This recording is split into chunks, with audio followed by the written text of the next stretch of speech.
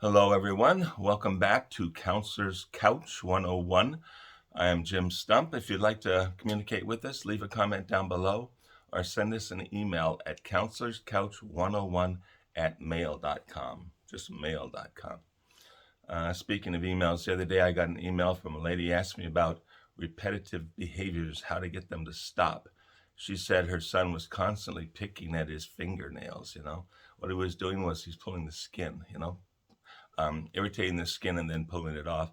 And it really annoyed her, and she's constantly trying to punish him to get him to stop. And the first thing I thought to myself is, punishing a child for a nervous behavior is not going to get it to stop. You're just going to punish the child, and the child has no ability to stop the behavior. There's something going on the child needs to release, and that's why the behavior is there. And threatening and punishing and screaming, they're not going to work. There are all sorts of nervous behaviors in people do. Some people twist their hair around their finger, right? They pull that. A lot of people tap a pencil. Probably seen that, And someone made a fortune with these things. They sell them at those little stores at the gas stations. All right. What does this do? When you're anxious, it gives you something to fiddle with and to play with. And that's the whole issue behind nervous behaviors. I knew one young man, he would poke at the gums around his teeth with a toothpick. He said it hurt, but it kind of hurt good, right? He liked the sensation of it, and he'd make them bleed. His parents wanted him to stop because they felt he was going to have trouble with dentistry later on in life, right? And that brings us to other sorts of cuttings. You've probably all heard of people who cut themselves, take a knife and just gently bring it across their skin. And when you talk to them and ask them why they do it, they say they like the feeling. They cut just enough to let it bleed. And at that point, that it releases whatever's going on with them, right? And funny thing in relation to that as well, tattooing. I've talked to people with serious tattoos, like a lot of ink all over their body. And one of the things they all told me was that they liked the sensation of having the tattoo placed on them. They said it hurt, but it sort of hurt good, and they liked it. Well, what's going on? Why do these behaviors persist? Where do they come from? And what to do about them? Well, if we're trying to get a behavior like that to stop, the first thing we need to do is understand it, where it's coming from, and what its purpose is. All bad behaviors have a purpose. Still hot here in California. They have a purpose, right? And these sorts of behaviors, they're not logical. They make no sense whatsoever. And you have to ask a person who does something like that why they're doing it.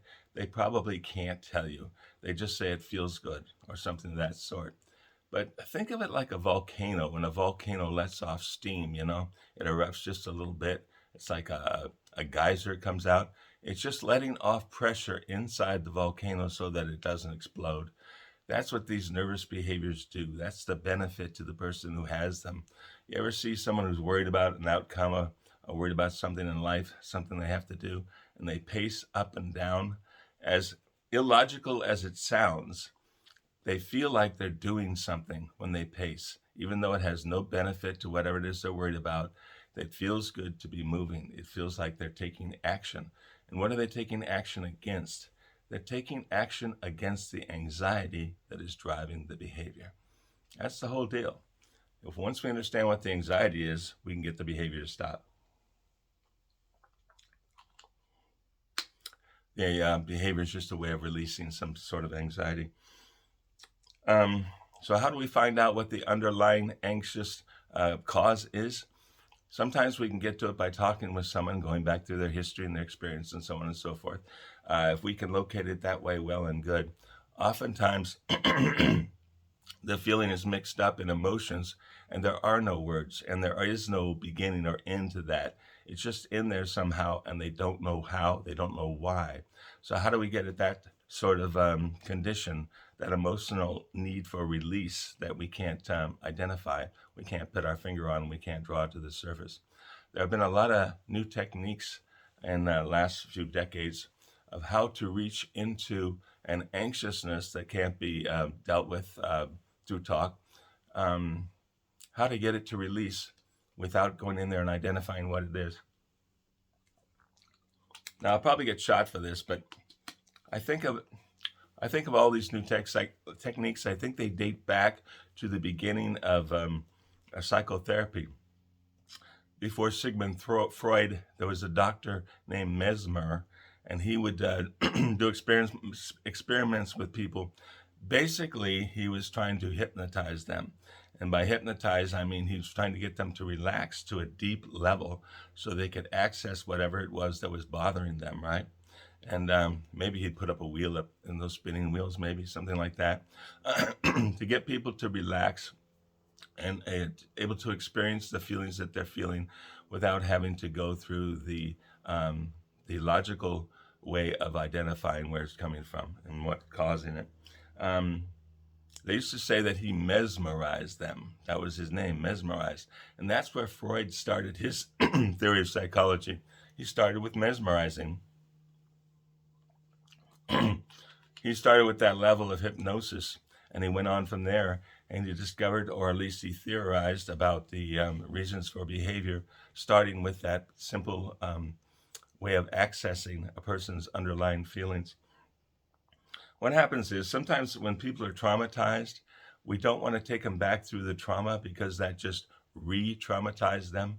It makes them feel bad all over again, and we don't want to do that because it's almost like being going through a horrible experience twice or more. Sometimes in the past, people would have to recount the experience over and over and over again, and they just became more anxious. So the idea is that you reach into the reactions of the body to the sorts of worry that's going on in the person and is causing the behavior. You find out where the body is holding the trauma, the worry, the tension of it, I guess I want to say. We have to ask someone to take a deep breath, close your eyes, relax, and just notice your body. Where in your body are you feeling anything? And people will identify things quickly. It's really not a difficult thing to do. Oftentimes people say they have a tension in the back of their neck or their shoulders or their chest or so on and so forth. Some people have clenched fists when you ask them to do this because, once again, they're trying to ward off whatever that bad feeling is. They don't want to feel it. So that fight or flight, they're getting ready to deal with the bad feeling that they don't want.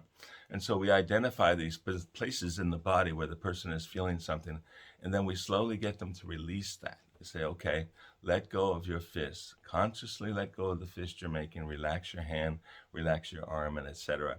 If there's a tension in the chest, it's the same way. Take a deep breath and just imagine that your body is relaxing in your chest or the back of your neck or back of your head, wherever it is. And that way, if we can get the body to calm down, the nervousness, the anxiety often goes away. Now, does it stay away? Most times not. But that doesn't mean we can't learn it over time, right? Like I said before, we're creatures of habit. We have a habit of storing our anxiety in our body in the musculature of the body in various ways. So if we can get the body to calm down and practice that and instill that as a habit rather than getting tensed up in various places, we can release a lot of the sensations of anxiety. You know, I said before, it's like you can't be angry if you're laughing, and you can't be sad if you're grateful. So we're changing something in the person, maybe the way they're thinking or the way they're feeling, and releasing all the negative charge in the areas in which they're holding it. And that releases the anxiety that's causing that bad behavior and causing that person to go and do the things they do. So punishment doesn't work, right? It really doesn't, because the person can't stop the behavior. The behavior serves a purpose. There is a benefit to a repetitive behavior. It makes no sense. It's not logical. It doesn't seem to connect in any way. But a person who is doing repetitive behaviors feels like they're doing something about the thing that's bothering them. That's not logical, but that's the way it works out. If they're doing something over and over and over again, they feel like they're taking action. So what we want to do is identify either the underlying issue itself or the conditions of the body that are holding those underlying conditions and release it one way or the other. When we do that, those repetitive behaviors should go away. And oftentimes they go away with time when a person learns to calm down or accept the situation in life. Might go away naturally. If it doesn't, we try these alternate techniques. So if you find someone with a repetitive behavior, The idea is not to punish them, but to have them relax, have them calm down. And if they need professional help to get to learn how to do that, then you can always suggest that. In the meantime, if that repetitive behavior is hurting their work or their life in some way, that needs to be pointed out, because then the person will have a reason for addressing it and trying to change it in some way or another.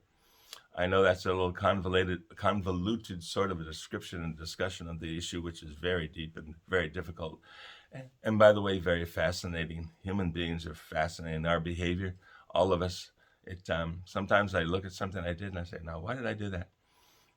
And if we can understand those sorts of things, we can make our lives better. We can rid ourselves of the behavior patterns and the memories, the cognitive functioning that is causing us to not be happy. Rid ourselves of that, and life just gets happier all by itself, right? We clear the mind, clear the body, learn to calm down, learn to see life as it really is, not as how we think it is because we're looking through one of our lenses or maybe several all stacked up. Learn to calm down, and life gets better. It's easier to live. It's more fun. You're more fun to be around. You like people. You spend more time socializing and enjoying your life and making the most of it. Anyway, that's the idea. If you have any questions about it, please send them in. I'm not an expert on a lot of these techniques, but we can point you in the right direction if you want more information on how to deal with these things. In the meantime, I really thank you for dropping by, and I look forward to talking with you next time.